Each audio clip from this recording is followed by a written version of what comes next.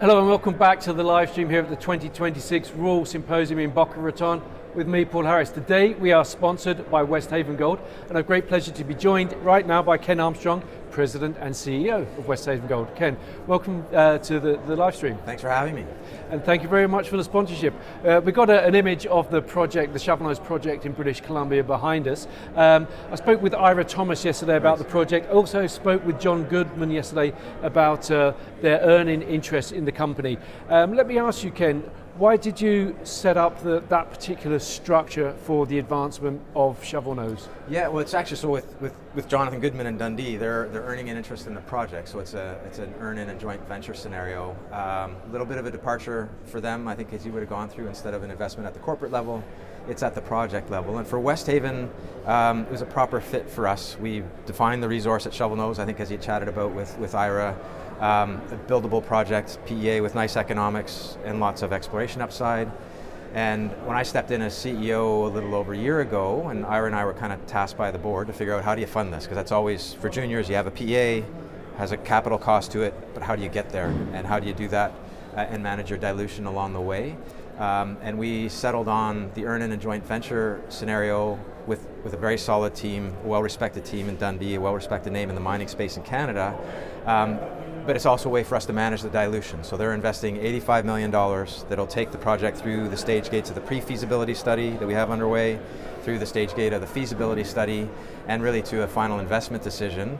And for us, and for this conference, what's so important is that we can articulate that our share structure now will stay the same. We won't need to go to market to finance. And ideally, our next major financing would be to come up with our 40% share of the capital cost to build a mine. Having spoken with John yesterday, it seems like that moment in time may come around quicker than you thought, because he said Dundee's very much wants to accelerate the project and make the investment it has to make that requirement sooner rather than later. This is, as you mentioned, is a bit of a departure for Dundee. It's the first time they've engaged in one of these kind of structures. What kind of risks does that potentially bring to Westhaven, and what was your sort of risk analysis because of that? Well, looking at the structure, so we looked at, again, from a junior perspective and where we were, we had sort of three paths forward. One would be we do it alone, and with Ira and myself and our team, we were fully prepared to do that. Go to the equity markets, raise money, and in an incremental way advance the project. The other would be a corporate transaction of some sort. We weren't interested in that because we really think the market had not been valuing the project and the opportunity appropriately. So the JV scenario was one that we were comfortable with, as we've talked about sort of through the week and in our various conversations with attendees here. If we were going to go down that path, and it's where we landed, it was really important that we retain a 40% interest in a joint venture. I mean, often we've heard, or we've seen in the market when there's been joint ventures announced, say over the last 10 or 15 years, the major or the bigger partner comes in and takes 80% or 75% with the right of first refusal to get 100. It's kind of preordained what the outcome is. We want to retain 40% because that's a meaningful interest. We retain the ability to transact on our 40%, so we're not handcuffed by a right of first refusal. What Jonathan and Dundee looked at, they had done the technical due diligence, comfortable with the asset, that it's something that can get built. So with the initial firm commitment of $30 million, they're going to earn a 25% interest, and then through the stage gates to get to the 85. That kind of fit their model. So it was a very, it wasn't a complicated or a long negotiation. I think it's just with two groups that were very aligned in the path forward and how we would want to advance together as proper sort of partners.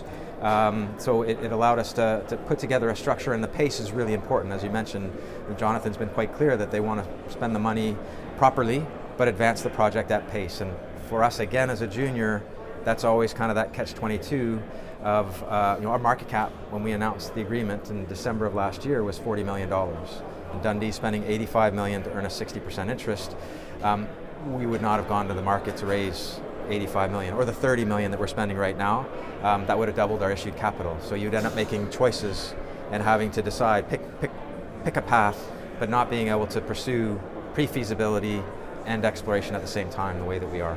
Okay, one of the criticisms that investors often have of earning models, joint venture type models, is that it potentially can limit the upside of the company that's authorizing or giving that earning or joint venture. How are you looking to sort of navigate that particular kettle of fish? It's a question around dilution. I mean, as a junior, again, dilution's coming one way or the other, and if you advance the project through equity financings, you are issuing new shares, and so that your shareholders are facing, unless they're participating in those placements, they're facing that dilution as well, which is another piece sort of for this conference and the audience here as retail. They often don't get access to private placements, which is typically how we would do that. So, using the example of, say, the $30 million expenditure that we're seeing this year, our market cap was 40 million. If we had raised that amount of money, we would have doubled our issued capital. So existing shareholders would have faced 100% dilution right off the bat. And that would have only got us partway through pre-feasibility. So it's managing that dilution. It really speaks in some ways to the background of Ira and myself. I've been working with Ira for over 30 years. We met at the Diavik Diamond Mine in the Northwest Territories, which was staked and found by Aber Resources. And Aber entered a 60-40 joint venture, the same sort of structure as we have with Westhaven and Dundee right now, with Rio Tinto. And so Rio earned a 60% interest, Aber retained a 40% interest in Diavik. Aber shareholders did really well with that 40% interest. Aber became a proper mining company with that interest in that deposit. Thank you, Ken.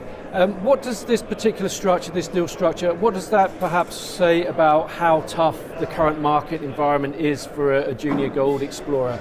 I think it speaks to, we've seen this strong bull market in the price of gold that's been reflected in the balance sheets of the miners, and their share prices have reflected that. It's sort of trickled down to maybe that next tier of intermediate producers and maybe developers, those that are in construction right now. It still has not filtered all the way down to the exploration side, that pre-development, sort of pre-feasibility study project like where Westhaven was at. So our share price did not reflect sort of the market interest in what this project could be. Yet more sort of sophisticated investors like a Dundee understood the opportunity, and that's sort of then the avenue that you need to go around when you're faced around the board table looking at how do we advance this, we all like it, how do we deal with that dilution question? Well, congratulations with the deal, congratulations with the ability to sort of fast track the advancement of the project, and of course congratulations and thanks again for being our live stream sponsor here at the 2026 Real Symposium. Thanks very much, appreciate it. And we have a lot more to come from the live stream, so stay tuned.